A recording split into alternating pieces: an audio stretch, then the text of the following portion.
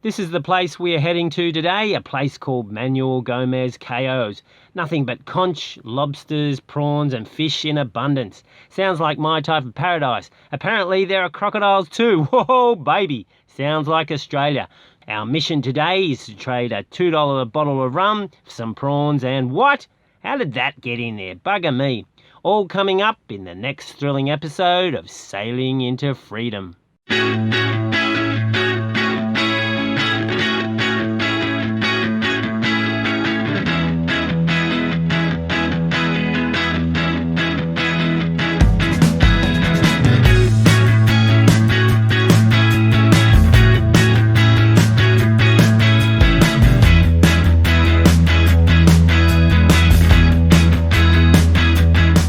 We are currently in the middle of nowhere in southern Cuba, right about here. At the moment, we're at Cayo Huevo, almost a complete ring of reefs and cays. It looks like an opal in the blue of the bay, but there were no shrimping boats at all, so it's a short hop to the next bunch of cayos. Hopefully we'll have some better luck.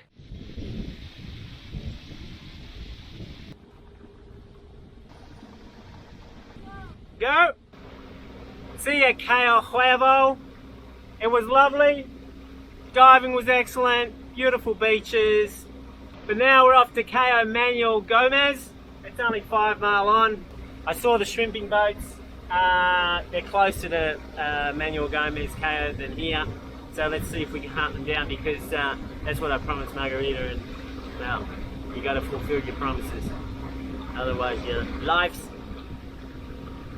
not worth living. Okay, we're just leaving Cayo Huevo and we've got a shrimping boat coming over. Margarita, what should we do? We're going forward. We're going to go forward. Why are we going forward? Because there's another one. Ah! Where? Give me a 12 o'clock, 1 o'clock thing. Oh yeah, okay. Alright, no worries. So this one can go and bugger himself. And hopefully we'll get shrimp on that. Alright, you happy with that? Alright.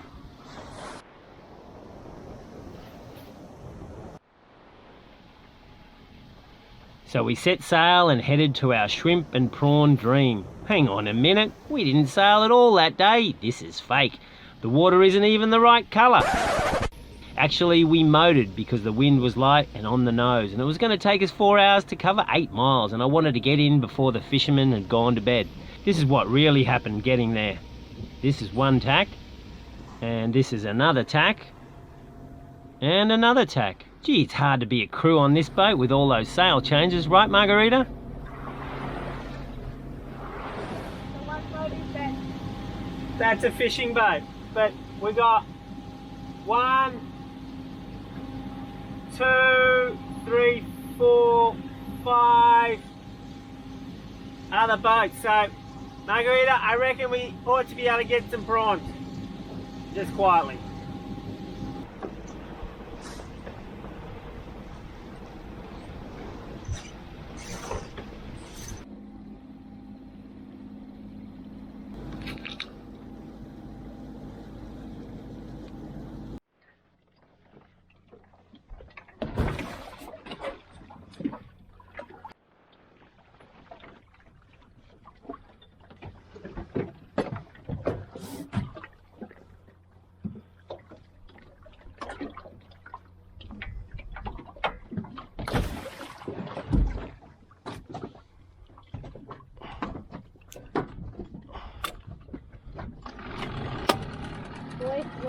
Wait. Which one are you gonna go?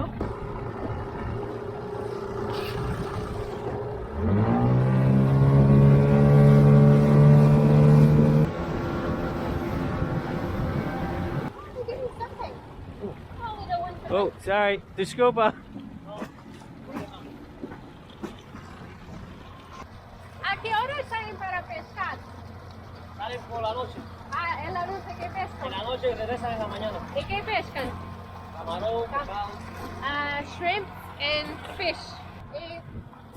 ¿A qué horas es mejor para ir de mañana? Mañana, por la mañana son las 8. ¿Por las 8? Gracias. What time?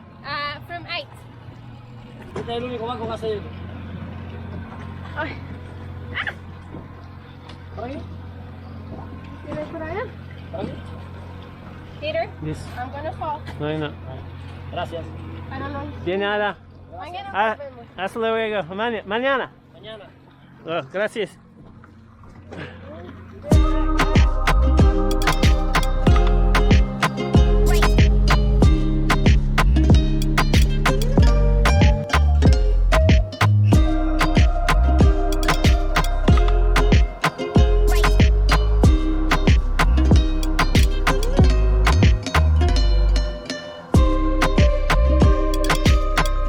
Southern Cuba is full of tiny deserted islands that hardly anyone visits. This island here had not one footprint on it until we arrived. Most of the cays are strung together with coral reefs in crystal clear water. It is simply stunning.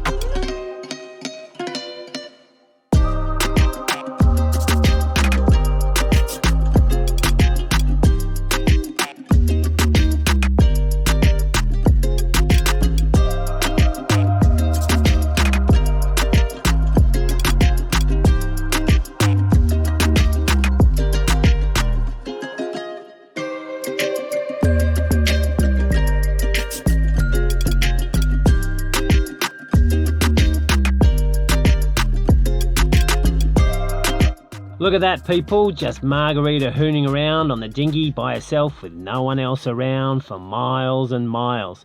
Well, except for the 3 trawlers over there and the 6 that turned up later. But besides those, there was no one else around.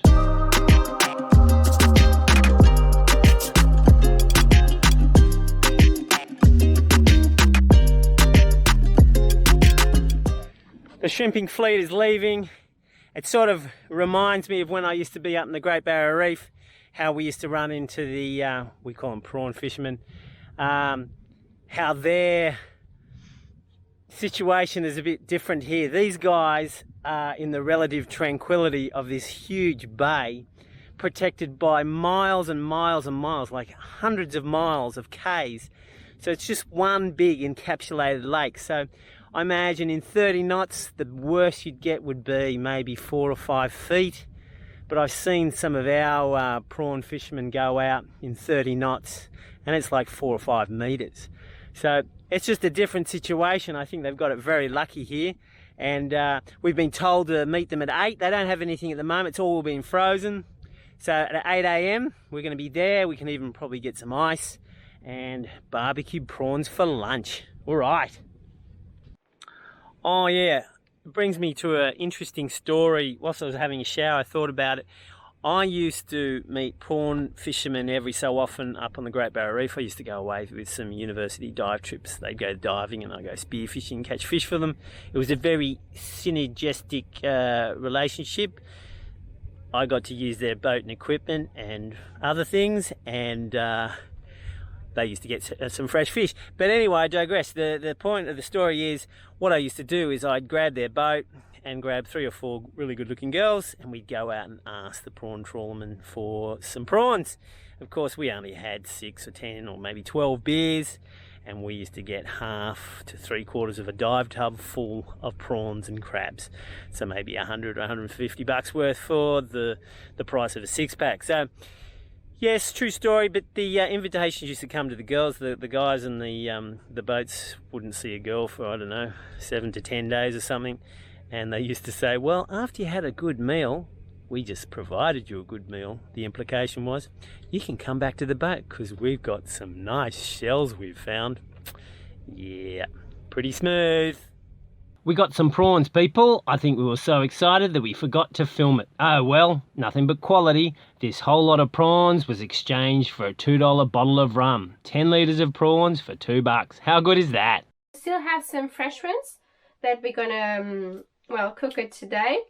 But with so many quantity, we wouldn't be able to keep it for too long without they going off. Yes, you heard. We had it on the fridge. Since, well, you already know we've been having the fridge on since we left the Caymans, because especially a big stock of food, fruits and vegetables, and I bought lots of cheese, and that requires a fridge. and some yummy stuff because we knew my parents would come and visit us. And my excuse to still have the fridge on is I have been delaying finishing all the cheese so we can still have it on. This was actually a great idea because I've been able to have fresh juice that we've been making, fresh pineapple beer. And well, now obviously for the shrimps, it's gonna take it probably 1 hour to do the full bucket.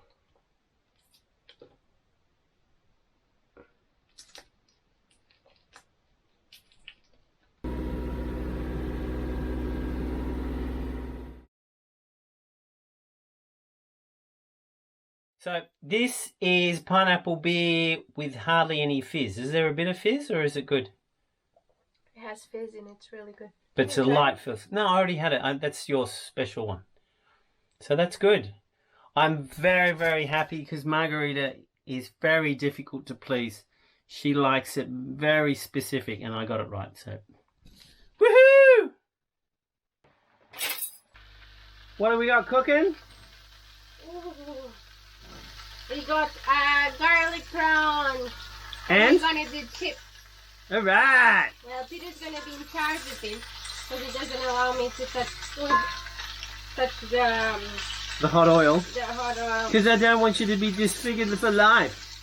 And let's face it, people, a scalding may improve my geeko caveman looks. When the prawns are fresh, you can eat the whole lot. Heads, guts and shells, and it's delicious. Before you doubt it, people, try it yourself. But it is better barbecued. But this is still pretty damn good. Thank you, beautiful. Do you think maybe I put too many prawns in the pot? Yep. That's okay. Well, I didn't have lunch, so... Okay, so we're going through all the recipes that we know of prawns. And we'll try them all.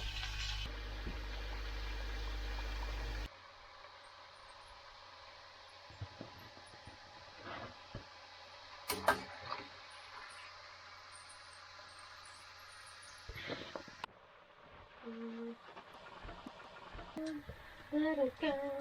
Na, na, na, na, na. Really good. Is that just luck, is it? And what's in here? That's cocktail sauce. That's mayo and ketchup. How good? That's so good. It's so good you're happy to speak with your mouth full? How come you're allowed to speak with your mouth full and I'm not? I'm not speaking.